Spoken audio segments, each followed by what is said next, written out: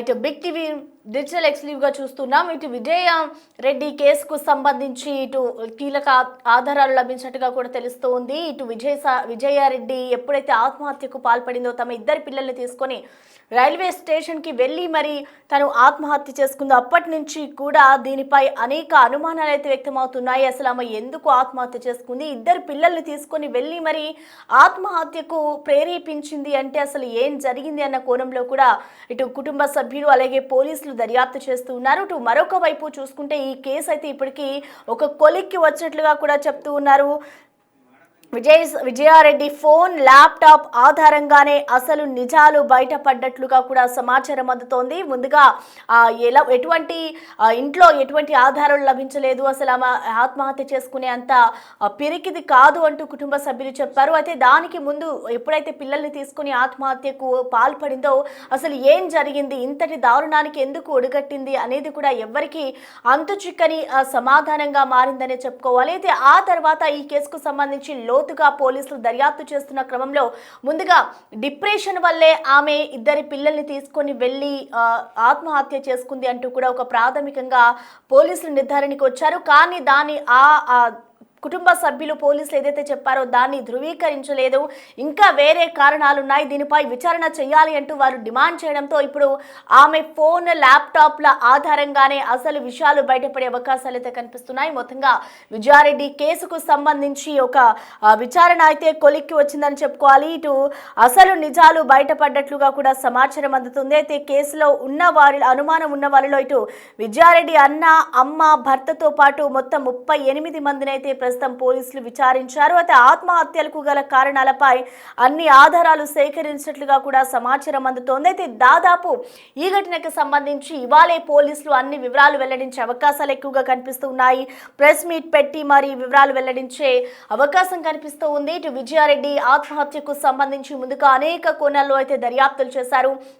ఎక్కడ వాళ్ళ ఆఫీస్లో కానివచ్చు, ఇటు చుట్టుపక్కల అదే కమ్యూనిటీకి సంబంధించిన వాళ్ళు, స్నేహితులు, బంధువులు అందరి దగ్గర కూడా విజయారెడ్డి ఎటువంటిది అనేది సమాచారాన్ని అయితే సేకరించారు. తన భర్త దుబాయ్లో ఉంటారు, కానీ ఇద్దరి పిల్లల్ని చూసుకోవడం అండ్ అలాగే ఆమె వర్కింగ్ ఉమెన్ కాబట్టి ప్రతి ఒక్కటి కూడా ఆమె హ్యాండ్ ఓవర్ నుంచే నడుస్తూ ఉండేది. సో ఈ క్రమంలోనే ఆమె ఒక మనస్తాపానికి గురై ఒక స్ట్రెస్కి గురయ్యడం వల్లే ఈ ప్రమాదానికి ఒడికట్టింది, ఆమె అందుకే ఆత్మహత్య చేసుకుంది అంటూ కూడా ముందుగా అనుకున్నారు. కానీ ఇప్పుడు ఈ కేసుకు సంబంధించి లోతుగా విచారణ చేసిన తర్వాత ఇటు సెల్ ఫోన్, ల్యాప్టాప్ ఆధారంగానే కొన్ని నిజాలు బయటపడ్డట్లుగా కూడా చెప్తూ ఉన్నారు. ఇటు ఇదే కేసుకు సంబంధించి ఇటు పోలీసులు కొంతమంది మీద అనుమానం వ్యక్తం చేశారు. తన తల్లి అలాగే విజయారెడ్డి అన్న, భర్తపై కూడా అనుమానం ఉండడంతో దాదాపు 38 మందిపై అయితే ఇటు పోలీసులు ప్రస్తుతం దర్యాప్తు చేస్తున్నారు. వారి వద్ద నుంచి సేకరించిన సమాచారం ఆధారంగా కూడా వాళ్ళు ఇవాళ అసలు నిజాలు బయటపడే అవకాశాలు ఎక్కువగా కనిపిస్తున్నాయి. మరి దీనికి సంబంధించిన లేటెస్ట్ అప్డేట్స్ ఏ విధంగా ఉన్నాయనేది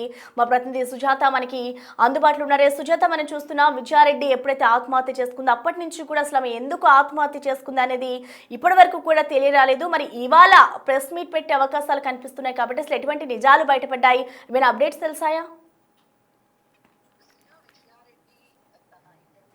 అయిపోయి 12 రోజులు గడుస్తుంది. పోలీసులు విచారణ కొనసాగిస్తున్నామని చెప్తున్నారు. అయితే ఈ కేసుకి సంబంధించి ప్రధానంగా ఎవరి మీద అనుమానాలు రాకపోవడానికి కారణము విజయారెడ్డి ఎలాంటి క్లూస్ అంటే వాళ్ళ కుటుంబ సభ్యుల మీద అనుమానం వ్యక్తం చేసేలాగా కానీ, లేకపోతే వాళ్ళ భర్త మీద, లేదు అని అంటే ఆఫీస్ లో పనిచేస్తున్నటువంటి వాళ్ళ మీద, బయట వ్యక్తుల మీద ఎలాంటి అనుమానాలు ఉన్నట్లుగా ఎలాంటి ఎవిడెన్స్ లేకపోవడం వల్ల ఈ కేసు అనేది పోలీసులకి పెద్ద చిక్కుముడిగానే మారిందని చెప్పుకోవచ్చు. అయితే ప్రధానంగా తను వాడినటువంటి ల్యాప్టాప్, మొబైల్ అండ్ ఫోరెన్సిక్ కి పంపించారు. అందులో ఉన్నటువంటి డేటా ఆధారంగా కొన్ని ఎవిడెన్స్ ని కలెక్ట్ చేసినట్లు తెలుస్తుంది. అయితే ఒకవైపు విజయారెడ్డి కేసు కి సంబంధించి ఇన్వెస్టిగేషన్ అంటే ల్యాప్టాప్, మొబైల్ ఫోరెన్సిక్ కి పంపించారు, ఇంకా రాలేదు అని చెప్పేసి ఫోరెన్సిక్ రిపోర్ట్ చెప్తున్నప్పటికీ ఈ మధ్యలోనే నాంపల్లి ఫోరెన్సిక్ ల్యాబ్ లో చెలరైనటువంటి మంటల వల్ల అక్కడ ఉన్నటువంటి ఎవిడెన్స్ అన్ని చాలా కేసులకి కి సంబంధించి ఫోరెన్సిక్ కి పంపించినటువంటి ల్యాప్టాప్స్ కావచ్చు, మొబైల్స్ కావచ్చు, అదేవిధంగా కొంత ఎవిడెన్స్ అంతా కూడా కాలిపోయింది. అయితే విజయారెడ్డి కేసు కి సంబంధించి అక్కడే ఇవన్నీ కాలిపోయాయా లేదు అని అంటే ముందస్తుగానే ఆ ఎవిడెన్స్ కలెక్ట్ చేసుకున్నారా, ఫోరెన్సిక్ రిపోర్ట్ వచ్చిందా అనే దాని మీద పలు అనుమానాలు వ్యక్తం అవుతున్నాయి. అయితే విజయారెడ్డి కేసు కి సంబంధించి దాదాపు 34 మందికి పైగానే స్టేట్మెంట్ ని రికార్డ్ చేశారు. అంటే వాళ్ళ కుటుంబ సభ్యులతో పాటు ఆఫీస్ లో పనిచేస్తున్నటువంటి కొలీగ్స్, ఇంటి పక్కన ఉన్నటువంటి వాళ్ళ ఆ స్టేట్మెంట్ తో పాటు వాళ్ళ పిల్లలు చదువుతున్నటువంటి కాలేజ్ లో ప్రిన్సిపల్ కావచ్చు, అదేవిధంగా కొంతమంది స్టూడెంట్స్ స్టేట్మెంట్ కూడా రికార్డ్ చేశారు. అయితే వాటి ఆధారంగా ఈ కేసుని దర్యాప్తు కొనసాగుతుందని పోలీసులు చెప్తున్నారు. అయితే ఈ రోజు ఈ ఫోరెన్సిక్ రిపోర్ట్ అనేది నిజంగానే ముందస్తుగా వచ్చిందా లేదు అని అంటే నాంపల్లి లో జరిగినట్టు ఫోరెన్సిక్ లో జరిగినటువంటి అగ్ని ప్రమాదంలో ఆ రిపోర్ట్ అంతా కూడా కాలిపోయిందా అనేది ఒక స్పష్టత వచ్చే అవకాశం ఉంటుంది. కానీ పోలీసులు ఈ రోజు ప్రెస్ మీట్ పెట్టి విజయారెడ్డి సూసైడ్ చేసుకోవడానికి కారణాలు ఏంటి అని చెప్పే ఛాన్స్ అయితే చాలా స్పష్టంగా కనిపిస్తుంది. పోలీసులు ఏం చెప్తారంటే మొబైల్ అదేవిధంగా ల్యాప్టాప్ ఆధారంగా ఉన్నటువంటి ఎవిడెన్స్ ద్వారా చెప్తారా, లేదంటే వాటికి సంబంధించి ఎవిడెన్స్ అంతా కూడా ఫోరెన్సిక్ ల్యాబ్ లో కాలిపోయి ఉంటే మాత్రము ఈ కేసుకి సంబంధించి ఇంకా కొంతవరకు దర్యాప్తు అనేది ఈ రోజు ప్రెస్ మీట్ లేకుండా ఇంకా పోలీసులు అన్ని కోణాల్లో దర్యాప్తు చేసే అవకాశం అయితే అదే కనిపిస్తుంది. సుజాత, ఎస్, అంటే ముందుగా ఎప్పుడైతే విజయారెడ్డి ఆత్మహత్య చేసుకుందో నిన్నటి వరకు కూడా ఆమె డిప్రెషన్కే కారణం ఈ ఆత్మహత్యకి, వేరే కారణాలు లేవు అంటూ కూడా ఇటు పోలీసులు ఒక ప్రాథమికంగా నిర్ధారణకు వచ్చారు. మరి దానికి సంబంధించి అసలు కుటుంబ సభ్యులు ఏం చెప్తున్నారు? ఇప్పుడు వాళ్ళ స్టేట్మెంట్ని కూడా రికార్డ్ చేస్తారు కాబట్టి అసలు కుటుంబ సభ్యులు ఎవరి మీదైనా అనుమానం వ్యక్తం చేస్తున్నారా? కుటుంబ సభ్యులకైతే ఎలాంటి అనుమానం ఎవరి మీద లేదు. ఫైనాన్షియల్ గా కూడా ఎలాంటి ఇబ్బందులు లేవు, ఇంట్లో గొడవలు లేవు, బయట ఎలాంటి గొడవలు లేవు అని చెప్పేసి చాలా స్పష్టంగా పదే పదే కుటుంబ సభ్యులు చెప్తున్నారు. పోలీసులు తను డిప్రెషన్ తో చనిపోయింది అని చెప్పారు, ప్రాథమికంగా నిర్ధారించారు అని చెప్పినటువంటి వార్తల్ని కూడా వాళ్ళ కుటుంబ సభ్యులు ఖండిస్తున్నారు. పోలీసులు మాకు ఎలాంటి ఇన్ఫర్మేషన్ ఇవ్వలేదు, ఎందుకు చనిపోయింది అనేది కేసు దర్యాప్తు కొనసాగుతున్నటువంటి టైంలో చాలా మంది కేసుని తప్పుదారి పట్టించడానికి అనేక మంది మీడియా వాళ్ళు అనేక వార్తలు రాస్తున్నారు. ఏ మీడియా కూడా తప్పుడు వార్తలు రావద్దు, ఎలా చనిపోయింది ఎవరు కారణం అనేది డిసైడ్ చేయాల్సింది పోలీసులు. పోలీసులు చెప్పేంత వరకు ఎవరు కూడా తప్పుడు వార్తలు రాయొద్దు అని కూడా వాళ్ళ కుటుంబ సభ్యులు చెప్తున్నారు. అయితే పోలీసులు కూడా ప్రాథమికంగా డిప్రెషన్ కి చనిపోయింది అని చెప్తున్నారు. అప్పటికీ కూడా అసలు డిప్రెషన్ ఎందుకు వచ్చింది, ఏ కారణం అంటే ఫైనాన్షియల్ గా ఏమైనా ప్రాబ్లమ్స్ ఉన్నాయా, భర్త దూరంగా ఉండడం వల్ల డిప్రెషన్ కి లోనైందా, లేదా ఇతర కారణాలతో డిప్రెషన్ కి లోనైందా, అది చెప్పాల్సిందంతా కూడా పోలీసులు. కాబట్టి ఈ రోజు ప్రెస్ మీట్ పెడితే మాత్రం ఖచ్చితంగా తను డిప్రెషన్ లోనే చనిపోయిందని చెప్తున్నటువంటి దానికి కూడా ఒక చెక్ పడే అవకాశం ఉంటుంది. దాంతో పాటు అసలు విజయారెడ్డి ఎందుకు చనిపోయింది అనే దాని మీద కూడా ఒక క్లారిటీ వచ్చే అవకాశం అయితే కనిపిస్తుంది. Right, thank you Sujatha.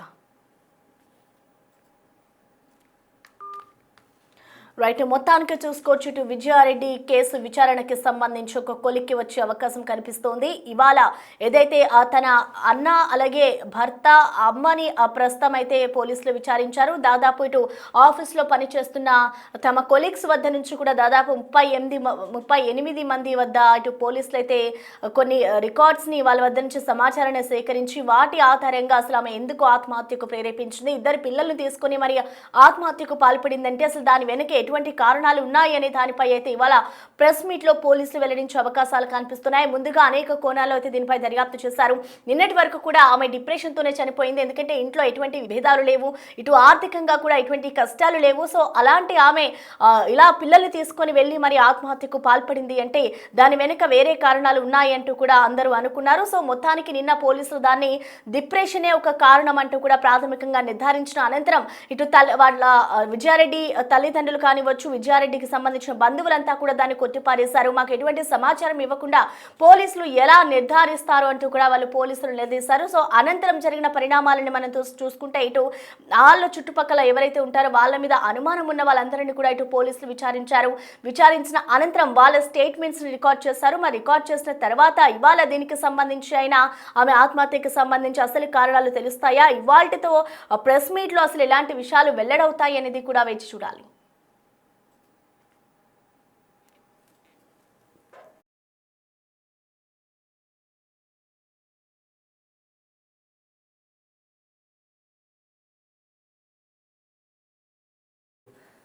ఇక విజయారెడ్డి ఆత్మహత్యకు సంబంధించి అసలు కారణాలు ఏంటి అనేది ఇంకా తెలియరాలేదు కాబట్టి అసలు తన కుటుంబ సభ్యులు ఏమంటున్నారు, మెయిన్ గా విజయారెడ్డి అన్న ఏమంటున్నారు అనేది మరింత సమాచారాన్ని మా ప్రతినిధి సుజాత అందిస్తారు. చెల్లి కాంటాక్ట్ లో మీ పేరు విలన్ అని పెట్టుకుంది, మీరంటే భయపడుతుంది అని చెప్తున్నారు. నిజంగా విలన్ అనే ఉంటుందా మీ పేరు? విలన్ కాదండి, విలన్ కాదు, హిట్లర్ అని పెట్టుకుంటా చెల్లి. హిట్లర్ అంటే హిట్లర్ మూవీలో చిరంజీవి లాగా మా అన్నయ్య అనుకుంటున్నా. అందరికి చెప్పేది విలన్ మూవీలో హిట్లర్ మూవీలో చిరంజీవి క్యారెక్టర్ అని అనుకుంటుంది. నా పేరు కూడా అదే కాబట్టి మా చెల్లె అట్లా పెట్టుకుంటుంది హిట్లర్ అని. మా అంత అట్లుంటాడు మా అన్నయ్య అని అంత ఆ సినిమాలో అనుకుని చెప్తుంది, మా చెల్లి పెట్టుకుంటుంది అట్లా. ఫైనల్గా అండి, ఎందుకంటే మీ కుటుంబాన్ని కోల్పోయి మీరు బయటికి రాలేనటువంటి సిచ్యువేషన్లో ఉన్నారు, కానీ అనేక వార్తలు మీ మీద ఆరోపణలు, అంటే చిరంజీవిని విచారించాలి, తల్లిని విచారించాలి, వాళ్ళిద్దరిని విచారిస్తేనే అన్ని విషయాలు వస్తాయని చెప్పేసి పదే ట్రోల్ చేస్తూ ఉన్నారు. బిగ్ టీవీ ద్వారా ఏం చెప్పాలనుకుంటున్నారు ఫైనల్లీ?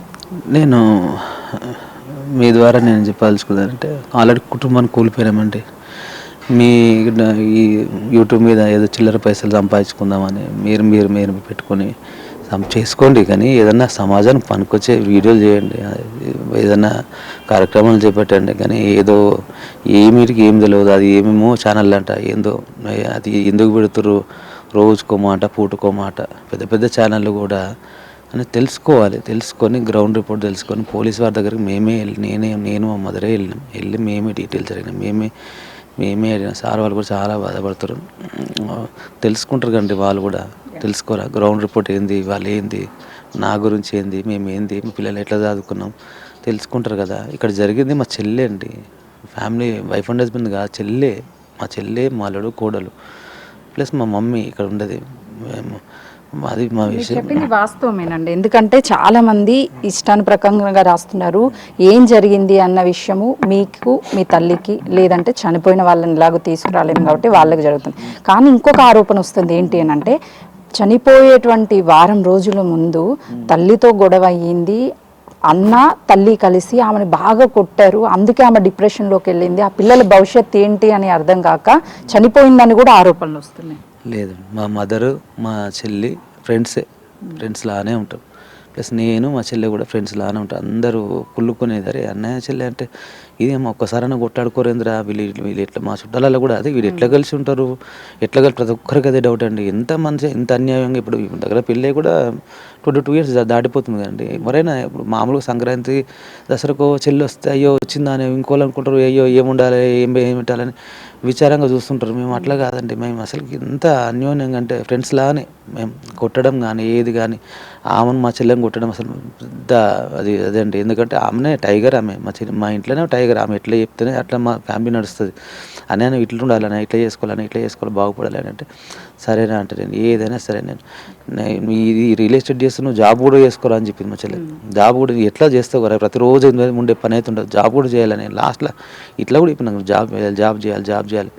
జాబ్ చేయాలని సరే అనుకున్నాను. నేను అంతకుముందు ఐటీలో వర్క్ చేశాను, 3 years వర్క్ చేశాను. సరే దాంట్లో పెద్ద విషయం ఏముంది, నాకు ఎప్పుడు ఆలోచన రాలే అని, నీకు ఇంత తెలియ ఉంది ఎందుకు ఐటీ ఫీల్డ్లో చేసినావు, నువ్వు రియల్ ఎస్టేట్ చేస్తున్నావు, సాటర్డే సండే కూడా నువ్వు చేసుకోవచ్చు కదా, నువ్వు ఏముంది వర్క్ ఫ్రమ్ హోమ్ మ్యాక్సిమం నీకు ఎక్కడైనా వస్తుంది.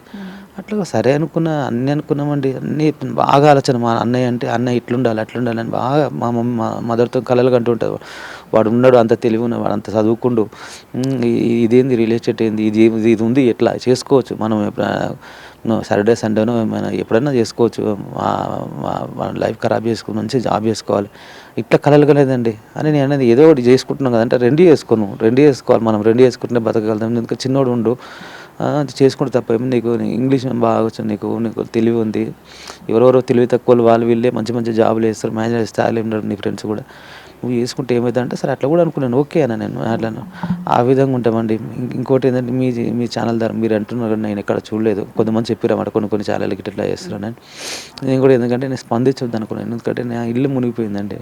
ఏం స్పందించాలండి, ఏదైనా బర్త్డేనా ఇంకోటా లేకుంటే నేను ఒక వీడియో తీసి పెట్టాను నీకు, నేను అసలు ఈ షాక్లో ఉన్నానండి. నేను అసలు తినబుద్ధి అవ్వట్లేదు, తాగబుద్ధి అవ్వట్లేదు, అసలు ఏం చేయాలో కూడా అర్థం కావట్లేదు, ఎవరికి చెప్పుకోవాలో కూడా అర్థం. నా దేవుడే కనిపిస్తే దేవుడిని అడగాలంటే, ఎందుకు తీసుకుపోయినా మా చెల్లిని, ఏం ప్రాబ్లం ఏంది నీకు అని అడుగుదామనుంది.